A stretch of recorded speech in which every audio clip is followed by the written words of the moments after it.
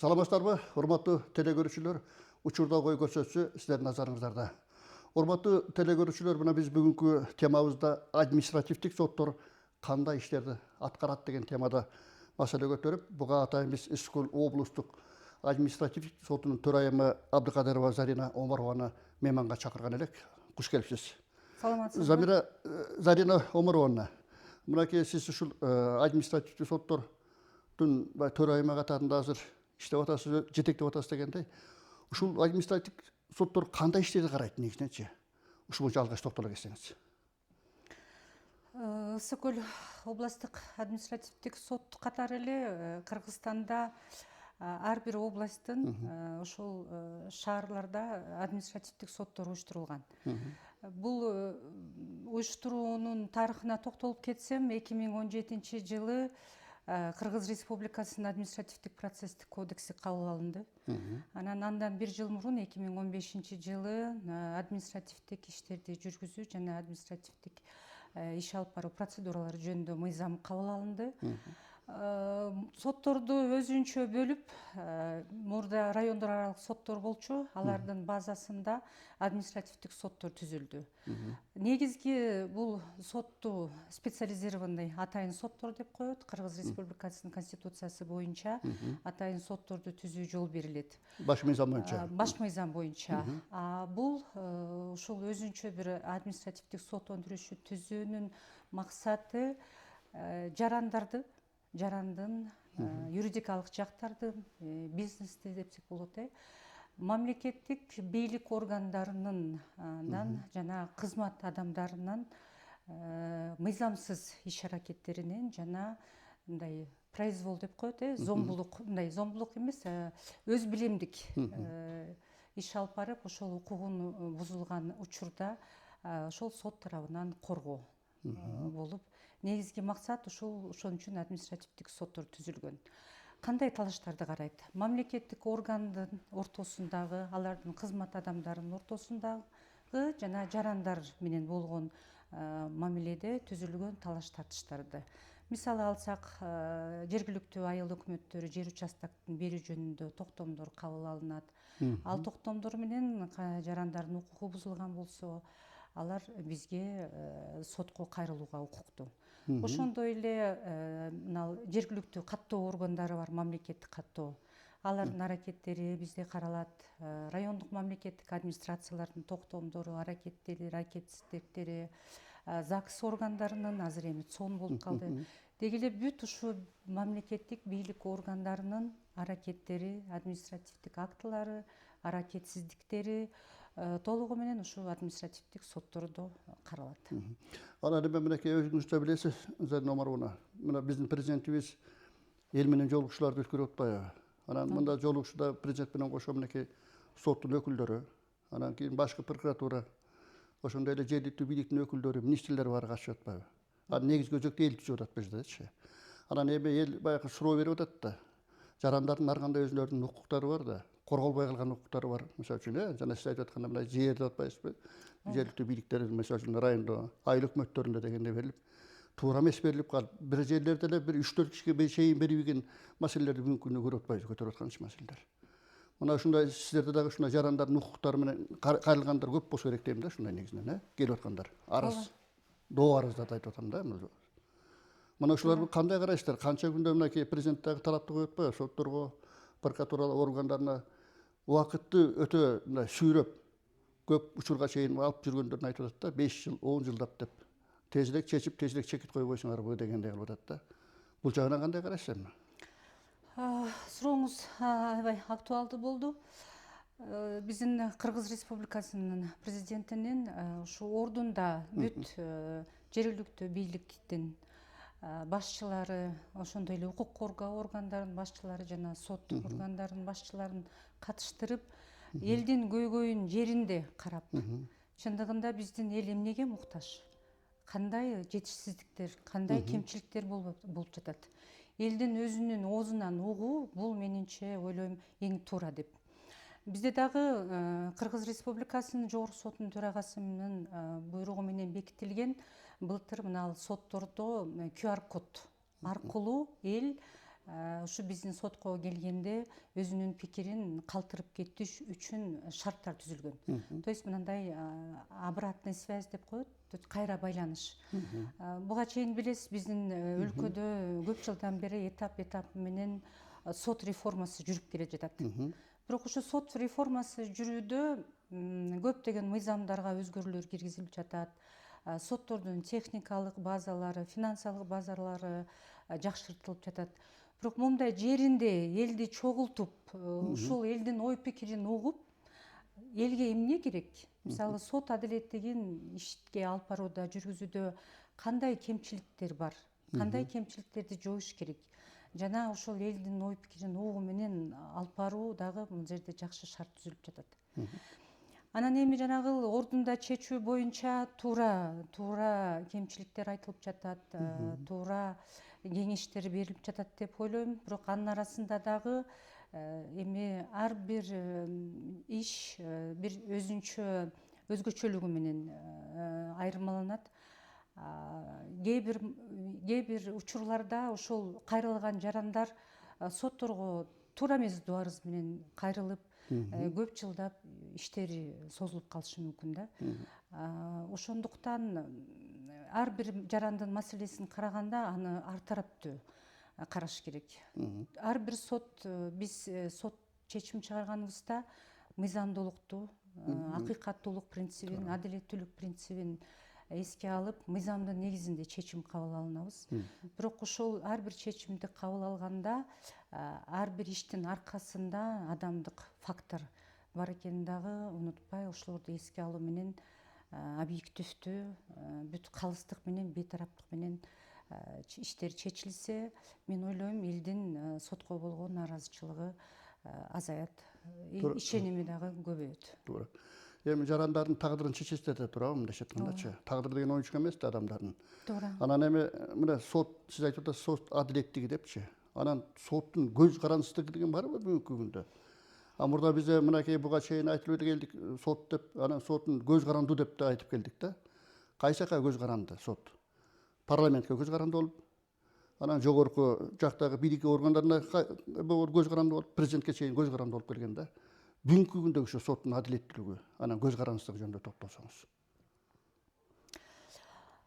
Мамлекетте, укуктук мамлекеттин түзүлүшү бул пайдубалы ошол соттун чечимдери, сот адилеттиги.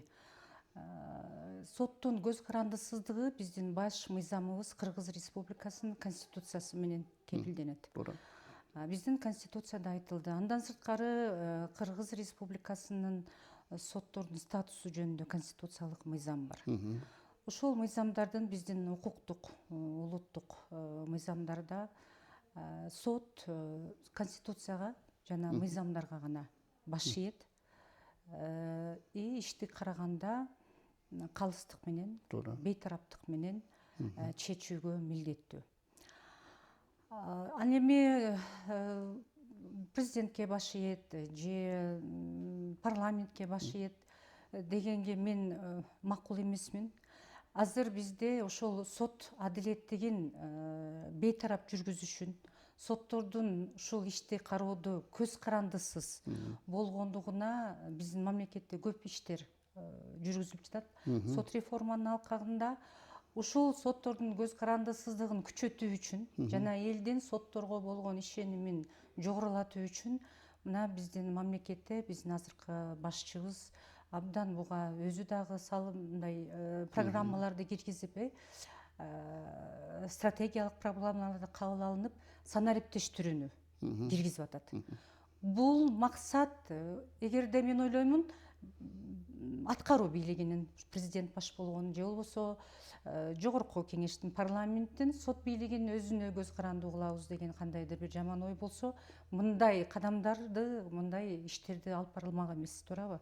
Ошондуктан санариптештирүү боюнча эң негизгиси бул бизде киргизилди автоматташтыруу, иштерди бөлүштүрүү. Бурда мисалы төрагалар өздөрү бөлүп келсе, сотко түшкөн дуарыздарды. Азыр адамдын ал жерде кийлик күчүсү жокко эсе. Автоматташтырылган АИС деп коет, сот системасы иштерди бөлүштүрөт. Мындан сырткары санариптештирүү боюнча азыр электрондук сот ишин жүргүзүү киргизилип жатат. Ачык айкындыгын камсыз кылуу үчүн бизде ар бир азыр сот залдарында видео жана аудио жазуулар киргизилип жатат. То есть ошонун бардыгы сот отуруму болуп жаткан мезгилде сот бийлиги өзүнүн мыйзам тарабынан ага мамлекет тарабынан берилген ага ыйгарым укуктардан мындай бир кандайдыр бир өзүнүн кызыкчылыгына пайдаланбаш үчүн же дагы бир кандайдыр бир тараптын бир тараптуу болбош үчүн, бир тараптуу болбош үчүн ошонун баары ушул иштердин бардыгы сот реформасы жүргүзүлүп келе жатат. Анан бүгүнкү күндө Зарина Омаровна мынакей биз сотторду ачык сот деп атпайбызбы? Кээ бир учурларда жабык сот деп айтылат, өтөт да, ошонун тартиби ушундай эрежеси негизинен. Бул кандай өтөт ама ачык сот деген, мына жабык сот дегенгечи? Кимдер катышат ачык сотко, мисалы үчүн? Кимдердин укугу бар дегендей ага? Ал эми жабык сот албетте тиги соттун өзүнүн гана буйрутмасы менен да туурабы? Өтө турган нерсе. Өзү жалпы мыйзам боюнча сот отурумдарынын бардыгы ачык жүргүзүлүүгө тийиш. Бирок кээ бир иштерде ал түздөн түз мыйзамдарда каралган. Мисалы Кыргыз Республикасынын жарандык процесстик кодексте аталыгын аныктоо ушундай бир үй бүлөлүү мындай жеке купуя, жеке сыр болчу иштер боюнча болсо, ал жерде тараптардын өтүнүчү боюнча жабык өткөрүү шартта кароосу киргизилген.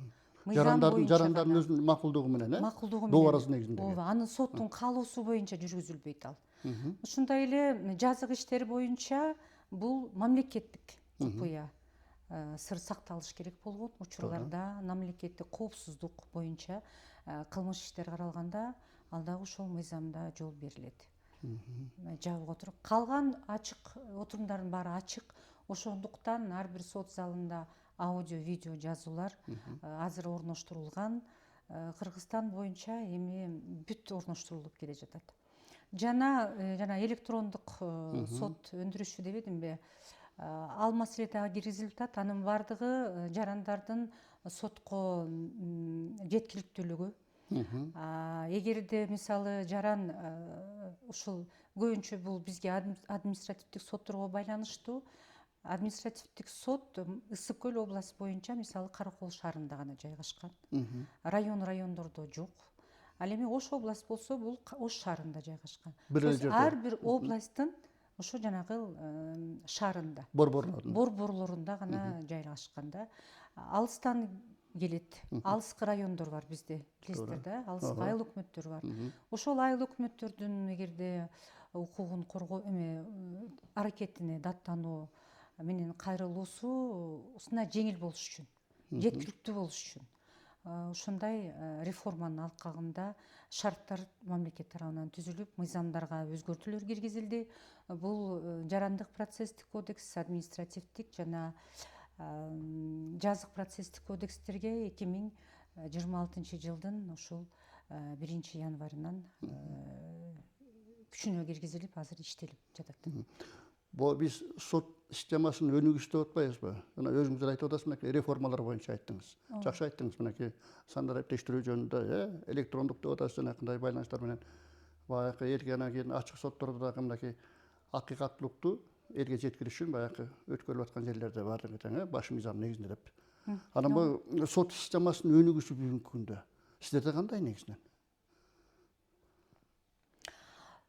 Сот системасынын өнүгүү боюнча биздин жогорку соттун төрагасы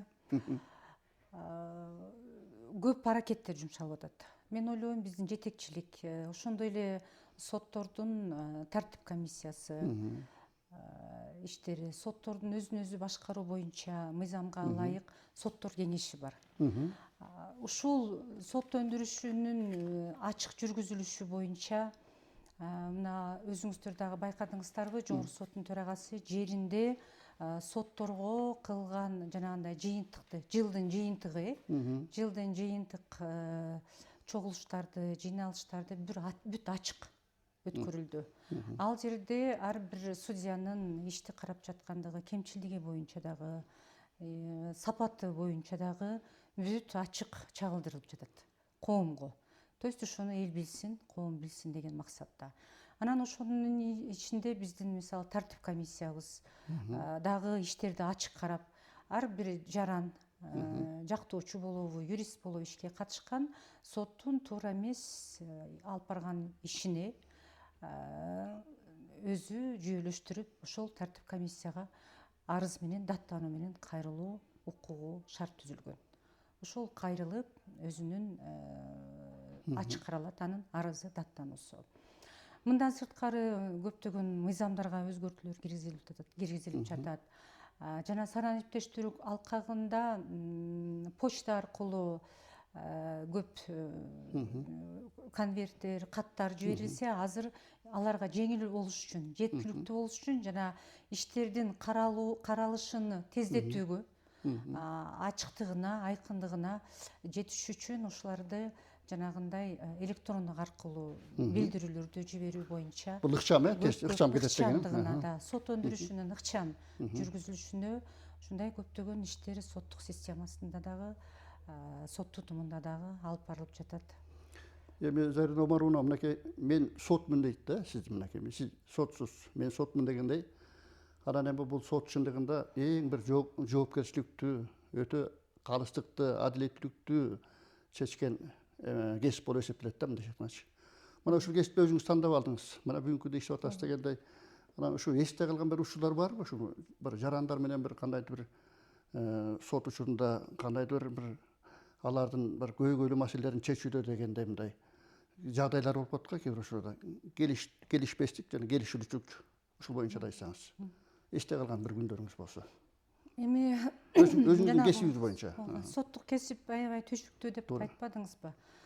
Чындыгында соттун бейтараптыгынан, соттун калыстыгынан, укуктун, мамлекеттеги укуктун үстөмдүгүнүн кепили ошол соттун чынчылдыгы, өзүнүн ишин туура алып баргандыгы, мыйзамдарды бүт анан өзүнүн иштинен дайыма иштеп турганы да, билимин жогорулатып, өзүнүн тартибин баарын карап. Анан аябай көйгөйлүү ар бир иштин аркасында адамдын тагдыры. Бизге кайрылганда үмүт менен акыркы ушу сот биздин ишибизди туура чечип берет деген максат менен, үмүт менен, ишеним менен келишет. Ошону күндөн күнгө ишти карап жатканда мындай текеберликке, кыжырланууга алдырбай, ошонун баардыгын тараптарды тең угуп, баарына мүмкүнчүлүк берип ишти карап жатканда аракет кылуу бул милдетибиз. Бул сөзсүз ар бир судьянын. Анан жумушунда эми биринчи судья болгон мезгилде тараптары келип ушундай өзүнүн көйгөйүн айтып, өзүнүн эмесин айтып, бул тарапты уксаң деле анын көйгөйү деле эми кийинки тарап болсо угуп атат, аныкы да өзүнчө. Анан эми биринчи жаңы судья болгон мезгилде абдан бир чечим чыгарарда кээ бир болот эле прям кабинетте калып, кандай болгондо ушуну туура чечсем болот деп. Анан бара-бара жанагы судья болуп калыптанган сайын ушул фактыларга, далилдерге шашпай, эки тараптуу карап, шашпай баа берип, анан мындай опыт алган сайын, тажрыйба алган сайын укканды үйрөнүп, угуу маданиятына ээ болуп, ушундай аракеттер менен иштеп. Мына бүгүнкү күндө мына сиз өзүңүз жетектеген төрайым катарында айтып атам да. Анан төрайым катарында ушул жетекчи катарында анан кийин жамаат менен иштөө кандай негизинечи? Коллективиңизде канча киши бар дегендей? Алар менен иштеш кандай дегендей? Эми жетекчи катары мен коллективде мындай демократиялык принциптер менен иштегенди жакшы көрөм. Коллективде бир маселени ортого коюп, ар биринин ой пикирин угуп, айрыкча жаштардын ой пикирин сурап, анан мындай көзөмөл эмес, такай гана ар бир кызматкердин аркасынан үстүнөн көзөмөлдөп эле аларга жоопкерчиликтүү болгонго үйрөтүүгө аракет кылам. Анан ар бир ишинин берген тапшырманын жыйынтыгын чыгаруу, өзүнүн жоопкерчилигин сезип ошонун жыйынтыгын чыгарса деп. Сый урмат менен анан ошол кызматкерге ишеним көрсөткөнгө аракет кылам. Коллективде ынтымактуулук абзел, сөзсүз. Анан жеке үлгү. Өзүм инсан катары, лидер катары жеке үлгү болуп, өзүмдүн иш аракетим менен процессте өзүмдү алып жүрүү, чыгарган чечимдерим менен инсан катары өзүм мындай өрнөк болгонго аракет кылам. Туура айтасыз. Анан эми баягы бүгүнкү күндө мыйзамдар чыгып атпайбы жаңычы? Мен жаңыланып келген, мына биз азыр могу 30 жылдан бери мынакей биз айтып келдик, ар кандай баш мыйзамдарды өзгөрттүк, ар кандай мыйзамдардын баарын өзгөртүп аттык дегендей. Анан эми баягы бүгүнкү күндө деле мына парламент азыр мыйзамдарды кабыл алып берип атпайбы? Анан кийин негизги мыйзамыбыз баш мыйзам деңизчи, конституциялык мыйзам турат. Анан эми кийинки мыйзамдарда ар кандай өзгөрүүлөр болуп атпайбы? Замандын агымы менен карата да, бүгүнкү күндө заман өнүгүп атпайбы бүгүнкү күндө? Кыргызстанда эле мына өнүгүү жолуна түштүрүп, ар кандай мыйзамдарды президенттер жаңылап, башкача бир көз караш менен келаткандыгы байкалып турат да. Жаңыланып келаткандыгы. Анан эми ушу келечекке карата болгон сиздин бир көз карашыңыз ушулар боюнча. Келечекке карата биз кыргыз эли байыркы элбиз. Мен мына азыр мамлекетте кандай жакшы өзгөрүүлөр болуп атат. Бүт тармак жактан. Жана бунун өзгөрүшүнө биздин өлкө башчы президентибиз Садыр Нуркожоевич өзү кандай аракеттерди жасап атат, аны баарыбыз көрүп турабыз. Биздин конституцияда эң жакшы принцибибиз бул биз укуктук, социалдык, укуктук, жарандардын укуктары өтө жогору каралган принциптерди, жакшы принциптерди, демократиялык, көз карандысыз. Ошонун ичинде соттордун көз карандысыз принцибин негизинде биздин мамлекеттин түзүлүшү ошондой конституцияга ылайык тандадык. Келечекте биз абдан өнүккөн, укуктуу, көз карандысыз, күчтүү мындай мамлекеттерден болобуз деп мен абдан ишенем. Себеби ага азыр бүт билим жагынан болобу шарттар түзүлүп атат. Бүт жаш балдардын өнүгүүсүнө бала бакчалар, мектептер салынып атат. Жаштардын, жаш профессионал жумушчуларды тартуу үчүн алардын жашоо турмушу, алардын турак жайы, бүт тармак медицина болобу, маданият, спорт эми менин жеке көз карашым, жеке пикиримде абдан жакшы позитивдүү өзгөрүүлөр болуп жатат.